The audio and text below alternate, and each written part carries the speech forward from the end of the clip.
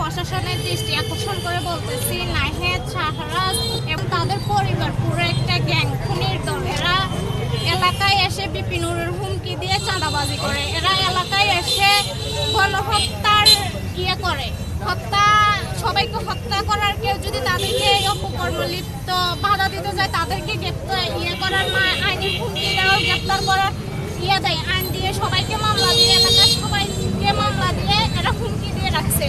এবং আমার পরিবারে আমার চাচা, আমার বাবা, আমার চাচিরা সবাই এর হুমকির মাধ্যমে আছে। আমার চাচারা সবাই প্রবাসে থাকে, আমার চাচিরা বাসায় থাকে, আমার বাবারা ওনারা কর্ম থাকে, ওরা ঢাকাতে থাকে। বিপিনুরের হুমকি দেয়, আমরা বিপিনুরকে চিনি না।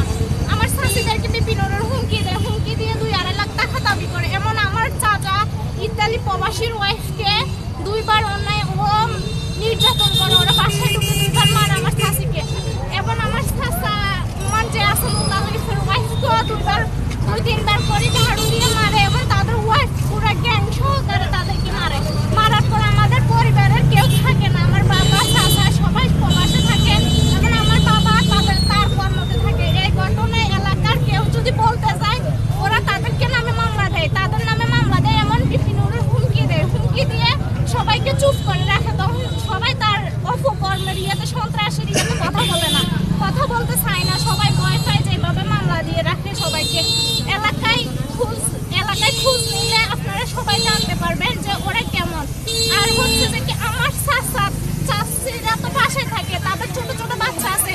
আমার চাচিদের বাচ্চাদেরকে পানিতে ডুবাই ধরে, তাদের সামনে বলে যে সাদা দেয়, 2.5 লাখ টাকা দেয়, 2 লাখ টাকা দেয়, এবং না দিলে তোদের বাচ্চাদেরকে মেরে ফেলবে। এরকম বিভিন্ন অপকর্ম আছে। আমার চাচিরা তো বলতে পারে না, তারা নির্ভয়, কথা বলতে জানে না, কিছু বলতে জানে না, তারা তো একবারে নির্ভয়, কিচ্ছুই জানে না।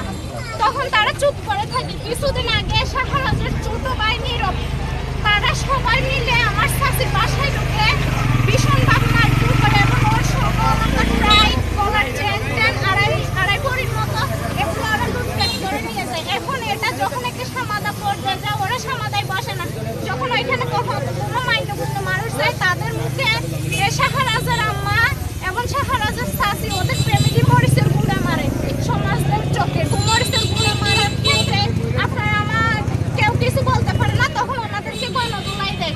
গণদুলার পরে এক পর্যায়ে আমার বাবারা যখন উঠে এটা প্রতিবাদ করে দাঁড়ায়, তখন শাহরাজের আম্মা, আমি কি বলবো, মানে ওরা মহিলারা, মানে এখানে আমি আমার কথার অনুযায়ী ক্ষমা চাচ্ছি যে পুরুষদের বিশেষজ্ঞ ধরে ফেললে তখন আর আমার বাবা চাচারা কিছু করতে পারে না। তখন এদের ছেলেরা পেছন থেকে মারার ক্ষেত্রে ওর ছেলে মারতে গিয়ে, আমার বাবাকে মারতে গিয়ে এখন ওর চোখে আঘাত হয়, শাহরাজের আম্মার চোখে আঘাত হয়। এখন ওই আমার চাচার উপর দিছে। আমি এদের এই সন্ত্রাসীদের বিচার চাই। এরা যে হলো আমাদের হাতিয়াতে নিরীহ মানুষের উপর যাতে অত্যাচার না করতে পারে। আমি প্রশাসনের দৃষ্টি আকর্ষণ করে বলতেছি, আজকে মানববন্ধনে আসছি যে প্রশাসনের দৃষ্টি আকর্ষণ করে বলতেছি যে এদেরকে খুব দ্রুতভাবে আইনের আওতায় আনে দৃষ্টান্তমূলক শাস্তি দেওয়া হোক। কারণ আমরা নিরুপায়, আমরা প্রবাসে, আমার হাজবেন্ডেরা থাকে, আমার চাচারা থাকে, সবাই প্রবাসে থাকে, আমরা নিরুপায় হয়ে আজকে আসছি।